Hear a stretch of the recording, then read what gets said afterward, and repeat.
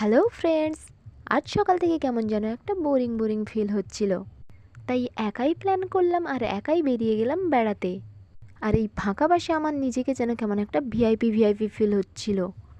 তো যাই হোক, সবার যেমন প্রাইভেট গাড়ি থাকে, তেমনি আমি আমার প্রাইভেট বাসে করে চললাম গন্তব্যস্থলে।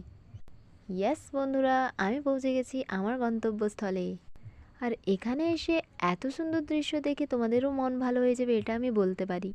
আর এই নদীর ঢেউ দেখতে দেখতে তোমার পুরো সময়টাও কেটে যাবে। না বন্ধুরা, এখানে আমি আর ভিআইপি নই, এখানে আমার মতো আরও অনেকে এসছে বেড়াতে।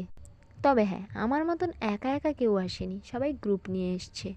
যাই হোক, আমি বসে বসে পর্যবেক্ষণ করছিলাম যে কীভাবে সবাই এই উঁচু নৌকোটাতে উঠছে।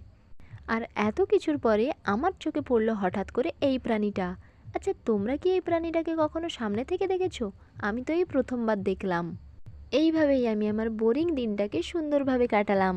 আচ্ছা, তোমাদের কোথায় ঘুরতে যেতে ভালো লাগে অবশ্যই জানিও। এখন আমি বাড়ি যাই, তোমরা ভালো থেকো, টাটা।